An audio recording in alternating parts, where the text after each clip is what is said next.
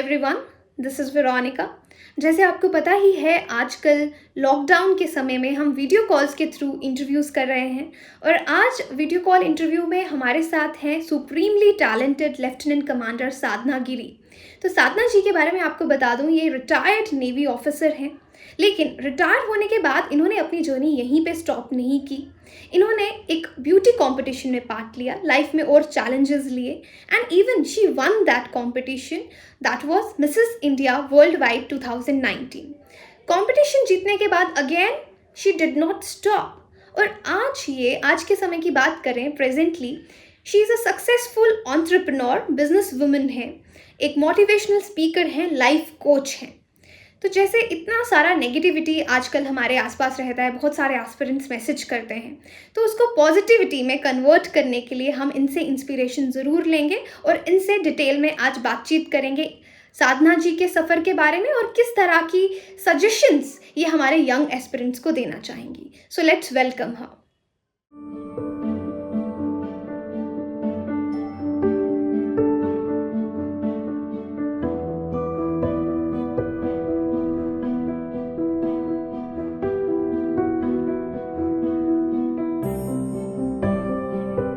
Hello, welcome to StudyIQ. So here I am introducing you all to Lieutenant Commander Sadhana. So welcome. Thank you, Veronica. Thank you so much for having me here in StudyIQ. It's my honor and privilege to impact 6 or 7 million students, I believe, on StudyIQ, especially on YouTube. I just got to know that you have 7 million followers there. So it's my privilege and honor to be here on this platform with you all. So I was just telling them about you, your achievements, and seriously, I'm so delighted here to have this conversation with you today. So to start with, I would like to ask you, can you please just tell us where do you belong from and your journey from being a student, and then what motivated you to join the armed forces, the Navy? All right. In the year 1995, I was barely 13 years old, and it was summer holidays, and we were all heading to our native in eastern Uttar Pradesh. It's called Jaunpur, my father's district, and my mother is from Banaras. It belongs to Uttar Pradesh. So we were heading there, all 4 of us. We are 4 sisters. I'm the eldest of 4 siblings. And we were heading, and I was so excited, and lots of plan was there inside our minds as to how we are going to spend our holidays. And it was, in fact, a very exciting one. We were playing in our mango garden and eating fresh vegetables and local cuisine and everything. And it was like a great kind of holiday. And then suddenly I see that my parents' faces are dull, and there are frowns, and they're sad. And I was wondering as to what happened to my parents. I mean, why are they so sad? I asked my mother, "Kya hua?" She was not speaking. I asked my father, "Kya hua, Papa? Ye kya hua?" And he also didn't say anything. And after a few hours, when they were out of the shop, they told me that my uncle refused to share our ancestral house with my father. So it was a shock to my parents. And then at that moment, because my parents did not have a boy, at that moment, nothing made me feel smaller about myself than about gender. I thought as a girl I was nothing, that as a girl I am not enough. And at that moment, instead of feeling like a victim, I made a resolve in my mind that I will do something and bring back my that smile on my parents' faces. And one day my parents will feel proud about us all. Definitely. Yeah. And so I held a dream for 10 years. I wanted to don that uniform. I was an NCC cadet, a very bright one. I was a very studious student, I would say. In the college also, there was nothing that and no opportunity that I left to shape myself. I was an elected student council president. I had represented my battalion as an NCC cadet at Wonderful. Sanic camp, and I'm a C certificate holder. And everything was there. I mean, I was doing every possible bit from my end to shape myself so that I can achieve my dream, and that was to don that uniform, which up till now was regarded only a normal thing for men to have or do. And so in 2005, I was successful. I cleared my SSB and I got a call. And I had tears of joy in my eyes when I shared with my parents that I made it. In fact, my parents shared with me because in 2005, I had just finished my post-graduation in MSc Electronics. And so I and my sister, we both did it together. She was doing MSc Zoology, where she was the topper of her college. And both of us went to a place called Valsad in Gujarat to teaching. We were enrolled as a teachers there in middle school, and we were offered nice salaries because we were academically very sound. Okay. So we went there, and and my father calls me up and he says that there's this letter which has come for you to join the Naval Academy. And for some time I did not believe myself, because I was like, ye kaise, I mean, up till now things were not so good in my life. I mean, I've been struggling so much. I was taking tuitions to what to say, to help my parents, to help my father with the humble income that he had, so that I could support my own education and all that. And so and I made it. But then there's a lot between cup and the lip. In 2005, there was this severe flood situation in Mumbai, and I didn't know whether I can join the academy or not, which was way down in South India. The place is called Kannur. But somehow my father made it. He did some reservation, and I somehow reached after 2 days. And I was so happy to be there among so many other lucky candidates there. Yeah. This is my journey to joining Navy. And I served for 12 years as an air traffic control officer. Okay. And it has given me a lot. My journey has been fantastic, full of learning. Not one day has passed where I did not learn. It was not that 12 years and 1 year repeating for 12 times. It was every single day I had a new lesson to learn. And therefore, I can say my 12 years in the Navy was full of experiences. I got to skydive, and I did a lot of adventures, and I got married, I had kids and everything. I mean, my life was the kind of life which I was expecting. I got that kind of life after I joined the Navy. That's a wonderful journey behind your achievements yet to start with. So this thread that you have woven, it stretches out along with a lot of stars and glitters. So what do you have to say about your journey from being a Navy officer to then a beauty queen, and now you are a life coach and a motivational speaker? Like I said, my experiences in the Navy have been very rich. It has taught me all those leadership lessons, adaptability, discipline nonetheless. And if you have all of these things, I am sure you will shine anywhere and everywhere in life. Once an officer, always an officer. So that qualities never go. Those qualities of an officer never go.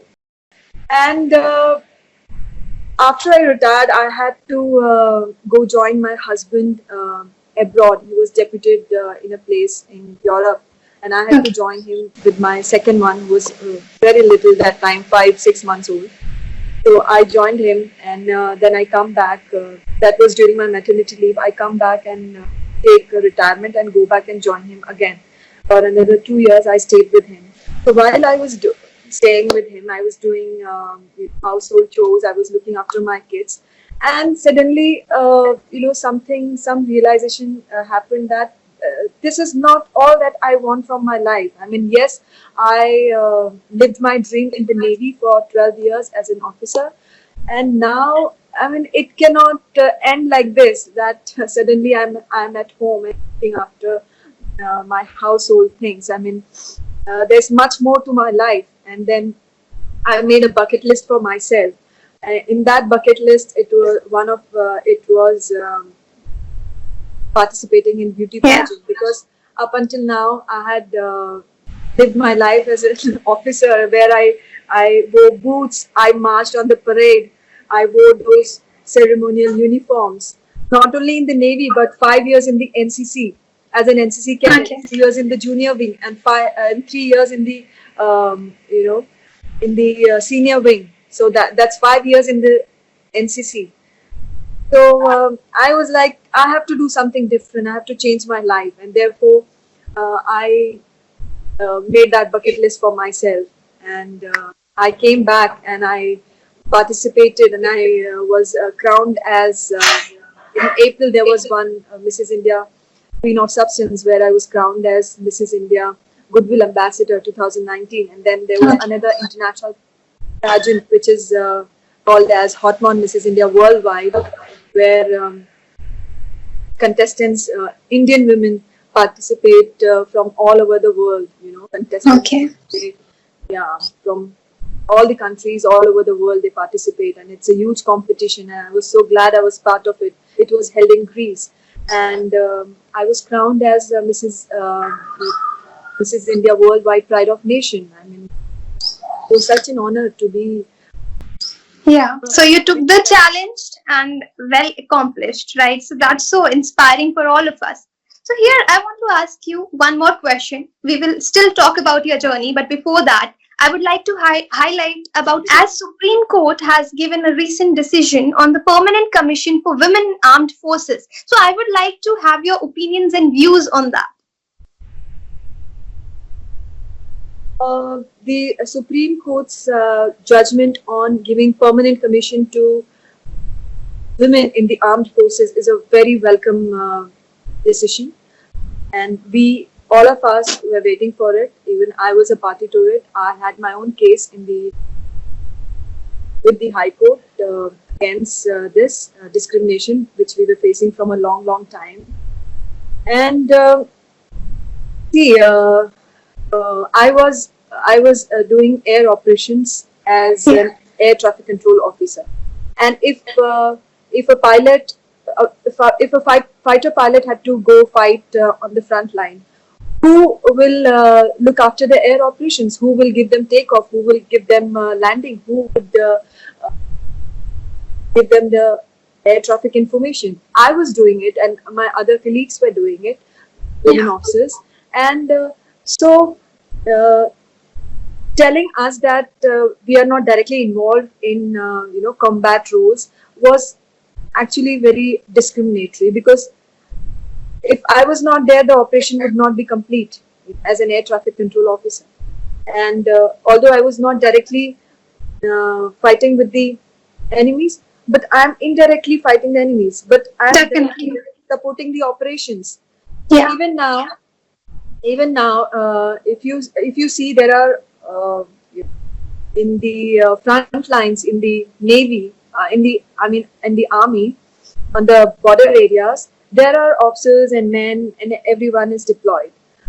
But what about those who are looking after their logistics support and them Russians and all the intelligence information also sitting from a base? So it's not that it's not that only people in the border areas, people in the front line are doing fighting a war. People at the back end are equally responsible. Exactly. So both people at the back end and people at the front end, it's like a good team. And if the team doesn't work together, we cannot fight a good war with our enemies. So Yeah. it was a very welcome change, and I'm sure there are many women who would like to go ahead and take up command roles as a commanding officer. If you ask me, when I was joining Indian Navy, there was not a single person in my family who was in Army, Navy, or Air Force in any capacity. Okay. So I did not know that I would not go and say I was employed only on the basis, not on the front line. So people who go on board ship, they are considered as front line. I mean, they are considered as people who are on combat service. So if I was not deployed, it's not my mistake. There are still many women who would like to go there and experience that for themselves, and would like to make that choice whether they want to go ahead or they don't want to go ahead in the career graph like that. And I'm sure if given that option, there are number of women who would like to shine there as a commanding officer. They want to contribute towards growth of our workforces in the Army, Navy, and Air Force. So it's really good to know your views upon that, and you being a party of this decision is like really motivational for us. So here, I would like to ask you again, coming back to your journey. So then you retired, and after retirement, usually women think, okay, now it's family time. You could have, gone for that, but you took up another challenge, that is of beauty pageant. So what was your motivation behind that? Like I said, my motivation was experiencing different things in life. I made a lot of things as my bucket list, lot of items, and this was one of. I wanted to wear stilettos, and I wanted to glamorously wear that gown and a crown on my head, and I wanted to walk the ramp and wanted to feel glamorous. That was my idea behind joining the pageant. Also, this pageant taught me a lot of things. I had a mentor called Vandana Vadera, who's a very famous Bollywood anchor and groomer and stylist. And I was so lucky to have her as my groomer. And she taught me a lot of things, and my personality has changed. So I added a lot of dimensions to my personality now. Like now I know how to dress up. You would always see me dress up very immaculately. The makeup on my face would be there. I mean, not so much, but yes, I have learned how to present myself. All of those things, I'm sure. And there are a lot other things that I learned. I also got to work for cancer patients. I got to work for blind children, got to work for disabled children. So all of these things also combined together made my experiences very rich. I mean, it gave me a lot of satisfaction joining the pageant. Yeah. So it was learning all through. And I'm a kind of person who likes to learn a lot. Every day of my life, there's not a single day I would say that it goes without learning a new thing. I mean, my mind seeks that new kind of information, new knowledge, and that's how I lead my life, by experiencing new things. I learn a lot of things, and then of course, then my journey as a motivational speaker and a life coach. It all started again when I was with my husband in Europe, in a country in Europe. And I started taking classes, self-development, self-growth classes, motivational sessions for them, and they liked it. And I wanted to carry ahead very formally. And then I came back to India, and now I'm training pageant contestants, college students on essential skills And of course, motivational sessions in corporates and one-to-one coaching. Recently, I've had a client contacting me from Australia. Okay. I have students, IIT students. I'm going to take communication and public speaking classes. So yeah, it's just going on. It's building up my profile as a motivational speaker and a life coach, and I'm glad that I'm able to impact so many lives through this medium. That's wonderful. That's actually wonderful that your journey is still on, and I wish you luck for more endeavors, such endeavors. So as you said, in army you need teamwork. So I feel as an individual also there is a team. So I would like to know about your family support. What was the role of your family in your career choices and everything like you want to tell us? Like I said in my first question, my parents were greatest support. My parents were ostracized. They were isolated for having girl children because in those days it was regarded that girls are only liabilities. They would be married off. A lot of money is needed for their marriage, you know. Definitely. So they are through and through their liability, and therefore it was not a very auspicious thing, I would say, lucky thing to have 4 girls in a house. And so, but my parents were strong. They loved us as children, not as boy or girl. And they always stood by us. My mother always motivated us to well. And like I said, every opportunity to grow was always utilized by us all. Whether it was in school, I was a house captain, so there I had an opportunity to lead, develop my leadership qualities. In college I was elected as student council president. So there I had opportunity to lead at least 2,000 to 3,000 women. I was organizing all the events. I was collecting sponsorship. I was talking to people. I was doing a lot of stuff. So every opportunity that I got to develop myself, I grabbed it with both my hands while as a student. And therefore, what was the question? I'm so sorry about it. It's okay. The question was family support. Family support. So yes, so my parents were my first support till joining Navy, and in fact even now, whenever I call them up and I ask them that I need them, they come rushing. There is not one question that they ask me, but definitely now, as they worked hard, they raised 4 of us. So definitely now, if I ask them to come and stay and raise my children, that would be very unfair. But they're always there whenever I ask for them to come here. They always come and support me for say 1 month or say 1 week, whatever it is. They are always there. Then is my husband. He's my strongest anchor, my critique, my support. He has been everything for me. Like without him, I wouldn't have experienced so many things in my life. That's a blessing. He is blessing through and through, and we are both a great support for each other. So yes, even now in my journey as a motivational speaker and life coach, he's been helping a lot.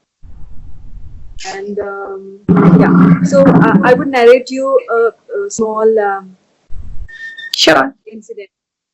My son is he made a record of being the youngest traveler of India, which is Wow. When he was 12 months old. We took him around to say 15 countries or so. So there we were operating as a team. It was the biggest lesson for us all. My son was say 5, 6, 7 months old when he was around, and we had 6-year-old daughter. And so my husband used to navigate, and I was looking after my children. You know, Okay. he used to say that, okay, we are heading this way or that way, and so we have this plan or that. The entire planning was done by him. Entire navigation was done by him. And I was the one who used to look after, nurturing my children. So it was a great team as a husband and wife, as a parent, as a companion. I think that was the best example I can give, that we make a great team. And you see, it's very difficult otherwise. No mother thinks of taking a small baby across anywhere, especially on a leisure trip. But we were able to do because we were a great support. We were complementing each other. So that's how our life is. We complement each other. And that is beautiful, beautiful. Our endeavors.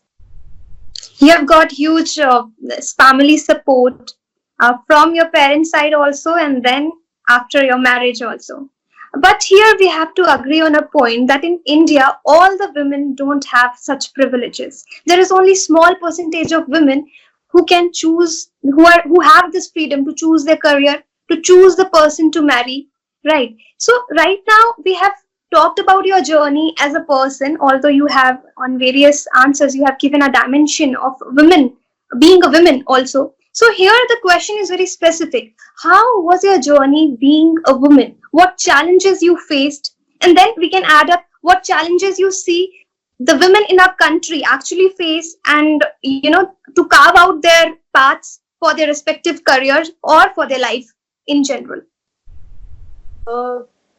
Yes, not only in our country, but the challenges women face all across the world are plenty, because they're still sticking to the old norms that, man will go out and women will just sit inside four walls of the house, do all the household chores, look after children.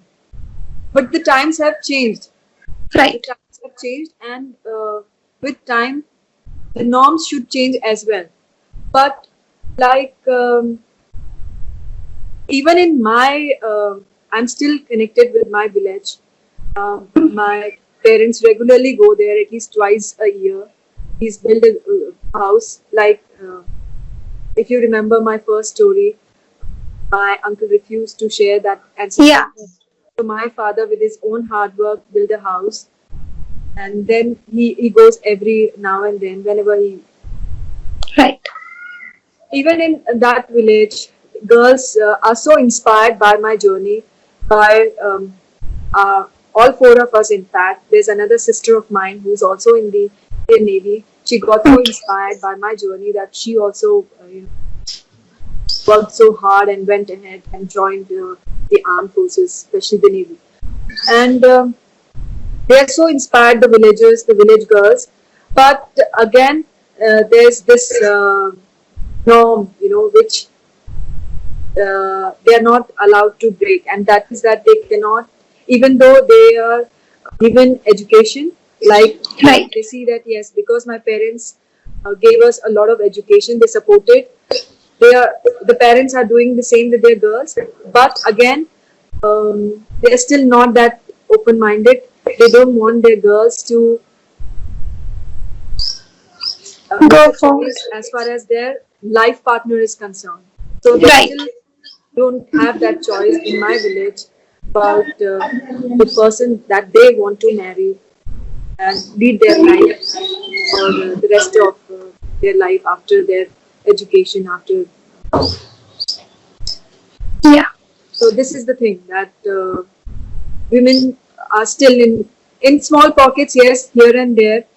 In urban areas, women have that kind of freedom, but still, vast majority of us in India still dealing with those old norms, struggling and fighting with those old norms, where it becomes a bit challenging. I'll give you a few things which I experienced while I was working. For example, there was some incident which I reported in my office about some person behaving not very, in a right manner. Okay. And then I reported to my immediate boss. My immediate boss is addressing me. So the victim has to say this. And I was like, I'm not a victim. I don't feel like a victim. But this kind of behavior is not acceptable. I at no point want to be a victim. Yeah, because harassment is from mind, and I think you're strong enough that you do not feel like a victim. You did not feel like a victim. But yeah, but I wanted to report because this is this is not a normal kind of behavior that you message any time of the day or whatever, you know. Right. Yeah. So the individual has to be gender sensitized. All the people who work with women, you know, in their offices have to be gender sensitized as to what is the right way of behaving with women. Right. How much is acceptable and what is not acceptable. So it all starts with our homes. How I have one daughter and one son. So I'm going to raise my son in a manner that he respects women. Exactly. Every single woman he meets, he has to respect. So how am I going to do that? By giving both my daughter and my son equal treatment. Not that because he's a boy, you know, he'll get everything in life. Parents are pampering, and because she's a girl, she would not get right, whatever equal treatment. You know, money will not be spent on her. You know, things will not be given to her. Not like that. We are not going to show that indifference in my house. At least it is not going to be. So when my daughter will grow up, she will see that she's equal. She's not any different from any boy. And my son will see that girls have to be treated equal. They have to be respected because they're equal. So this is how it has to start. It has to start by realizing that the old norms, like के अगर आप ससुराल जाओगे तो आपको उनके हिसाब से चलना है, वो कहेंगे तो आपको काम करना है, वो अगर नहीं कहेंगे तो आपको काम नहीं करना है, जॉब लेनी है नहीं लेनी है, all stuff that they will demand dowry or stuff like that. It still happens. It happens. It's just that I have come a long way. My parents have come a long way. Now we are in a we have a different social standing, but that does not mean that there are not women who don't face such things. There are women who are facing this. And my own example, I was talking about the girls in my village. They still call up and they say, yes, we are supported in education, but they still say that don't go and marry anyone. You know, you are not allowed to marry person of your choice. So it will take some time. And how it will take time, number one, now at this point, of course, we have to raise our children like this in an equal manner. But like I had to break that norm. How? By say from class 12 or when I was doing my graduation, there were proposals from my relatives, this and that. I did not succumb to it. I mean, I have to, you know, achieve my dreams. I have to make my own choices, and therefore I was never pressurized by these norms that okay, now she's in college, she's 18, 19, 20 and she has to be married. No. I have to make my choices like the way a man does. So I made my choices, and I think every girl has to realize that if she's given opportunity, there are a lot of schemes where they help girl children in their education, but there's still 6 billion, no, not 6, statistics say that there are 60 billion girls all across the world who are still struggling to get education. So they have to fight for their right first, for their education, that class 10, class 12, and then graduation. They must make that choice that they have to study, that they will be a graduate, they will be a postgraduate if circumstances permit. And then whatever their dreams are, that first fulfill your dream, first fill your cup, I mean to say. You know, first love your own self, and then probably when आपका जब cup भरा है तभी उसमें से cup में से गिरेगा, तब आप लोगों को बांट पाओगे, दे पाओगे. Exactly. अगर आपका ही कप खाली है तो आप कैसे सोचोगे भी कि आप किसी को दे पाओगे. Women need to learn, they have to stand for themselves. They have to stand for themselves very strongly कि नहीं मुझे ये करना ही है.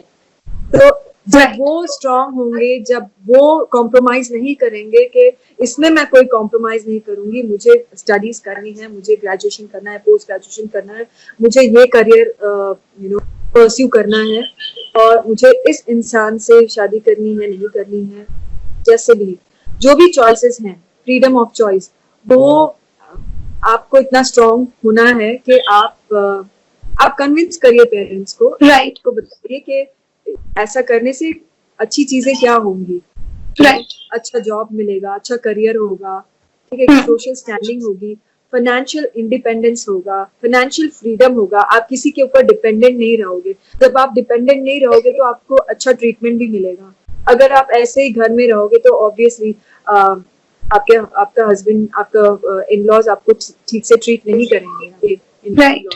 तो इट्स इम्पोर्टेंट कि आप अपने सोशल इम्पोर्टेंस को बढ़ाए एजुकेशन के जरिए, करियर के जरिए, एंड फिर सब कुछ आपके पास, सब चीजें फिर रास्ते पे आ जाएंगी. Listening to your opinions and in this conversation, I'm realizing that you are not just an inspiration for the women, but for the people all over the spectrum. Not just because you won this beauty pageant and you are an ex-Navy officer, but today you stand strong as a boss lady. You are an entrepreneur. So now we will love to have your views on your journey, the motivation behind being an entrepreneur, and how's the journey so far? It is, I would say, it is both smooth and a bit of challenging situation, because you see, after my 12 years of rich experience in armed forces, in the Navy, especially in the aviation industry, the aviation branch, and with so much of strong degree, post-graduation degrees which I have as a backing, supporting my experience, I could very well settle down with a 9-to-5 job in the aviation industry. Very lucrative funds, definitely. But that was not all I was looking for in my life. It was 9-to-5 job, and then come back home, you look after your children. Again, next day morning, go after your office duties and stuff, and then again come back, and you earn some salary, and that's it. But you're doing it for your own self. I mean, your own family. What about doing something for the society? I mean, that's my perspective. I wanted to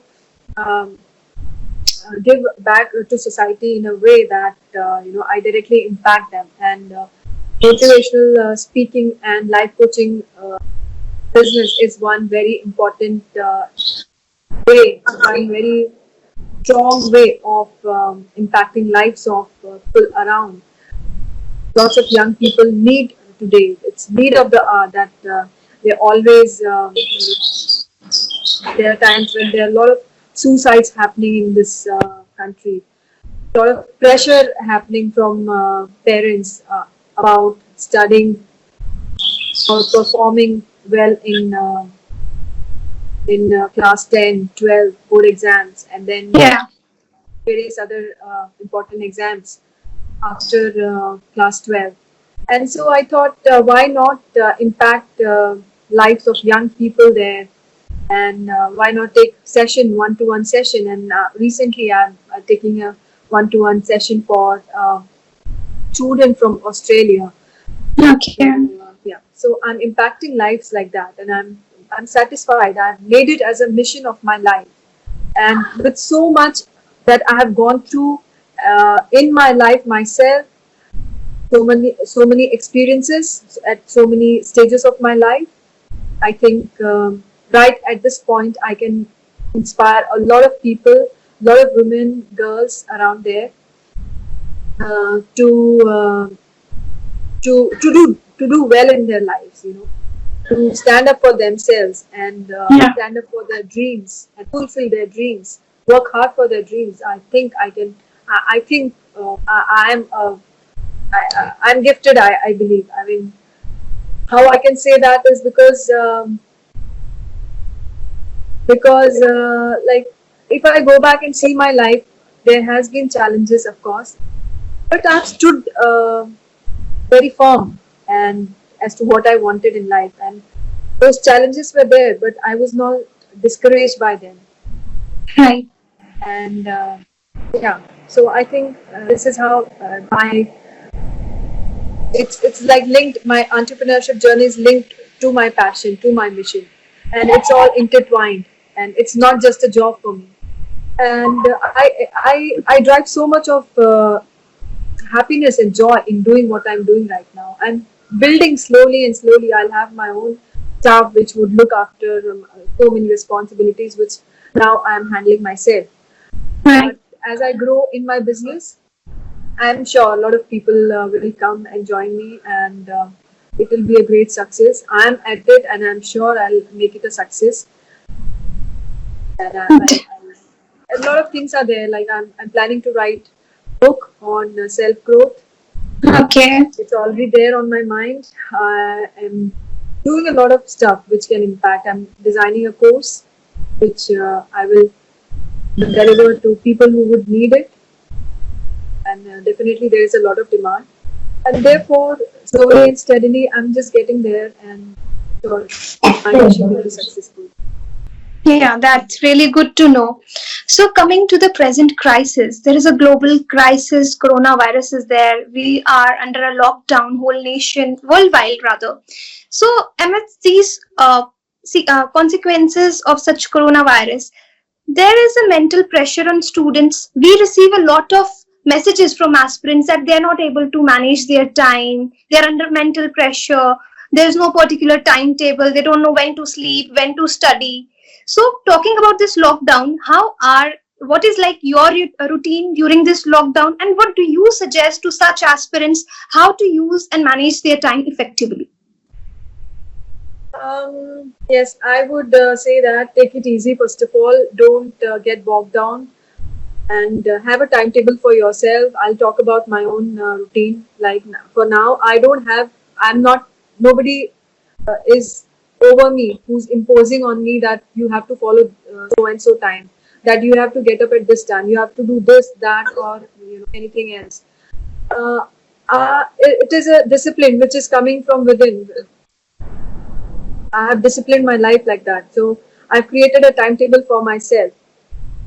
As a student, I had a timetable and I stuck it on my wall. But now I have that timetable mentally. I know what to do, when to do. Time is very important. It's very precious.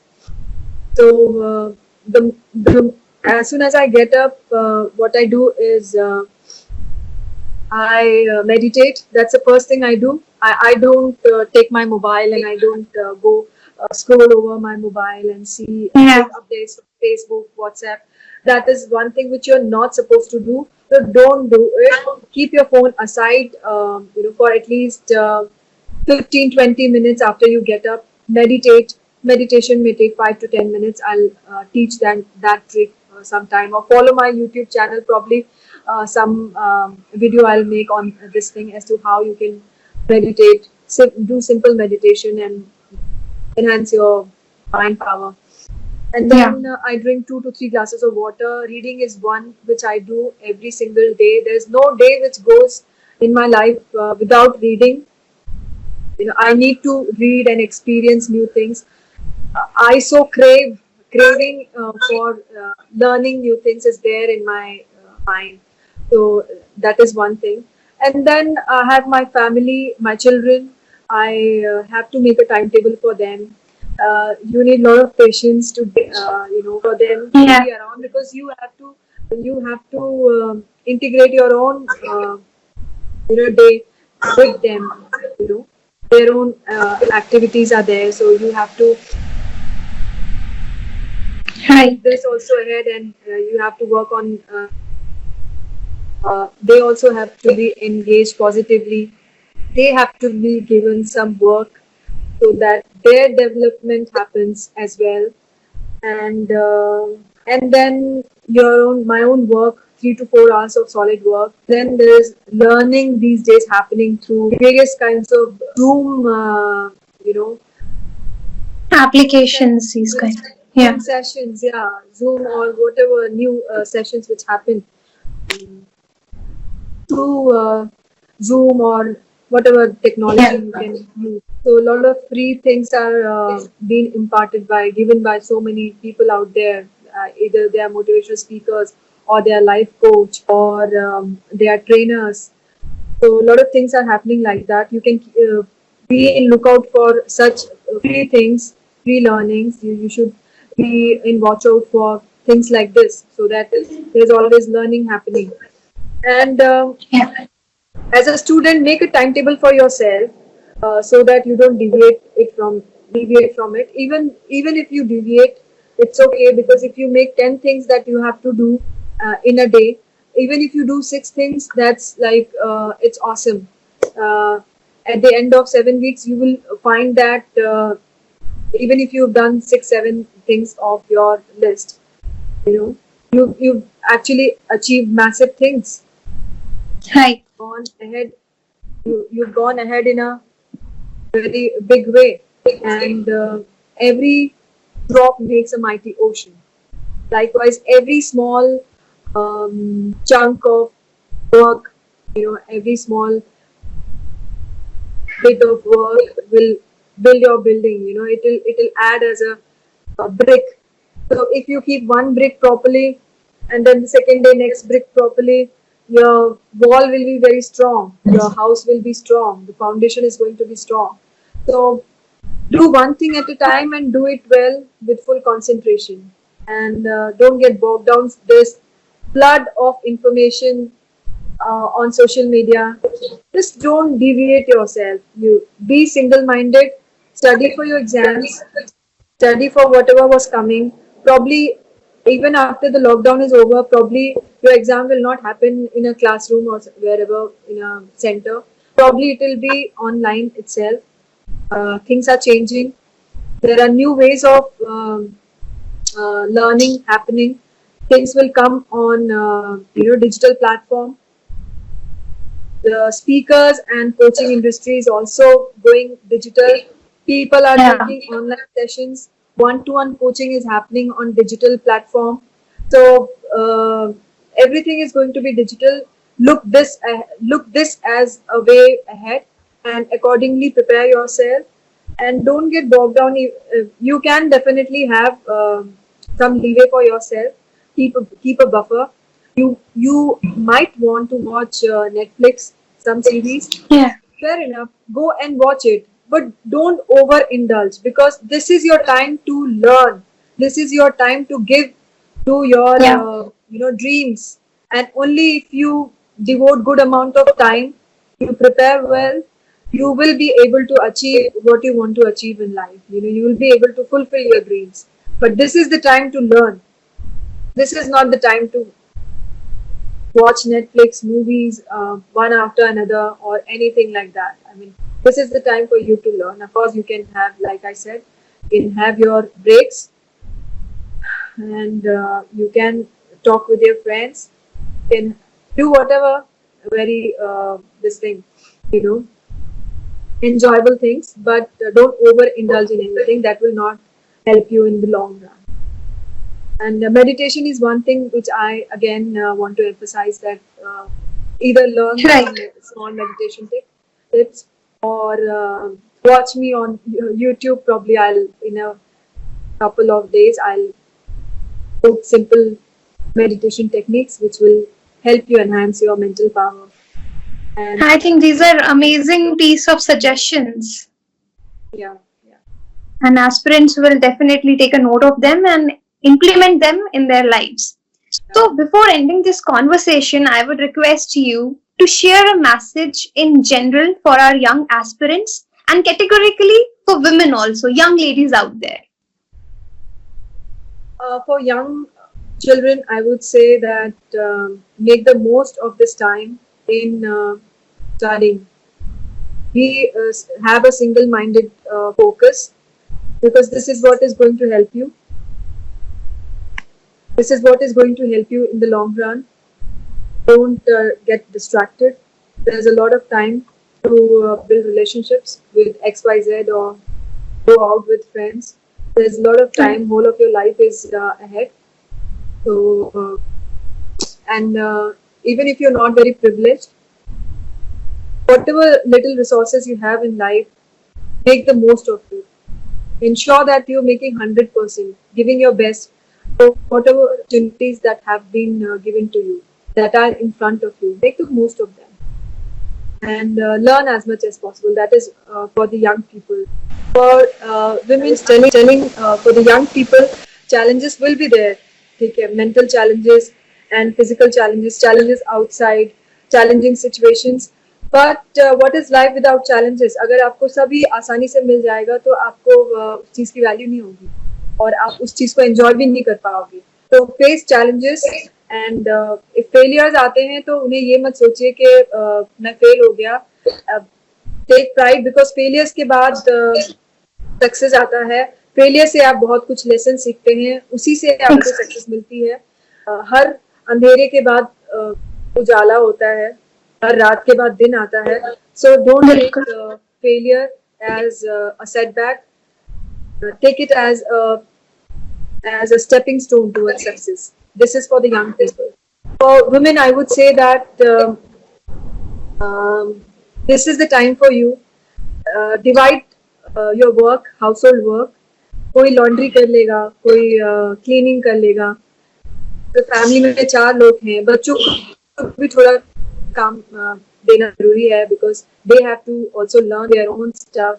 तो अपनी laundry दे दीजिए. इस तरह से थोड़ा काम divide कर लीजिए और आपके पास बिल्कुल कुछ ना कुछ समय तो मिलेगा.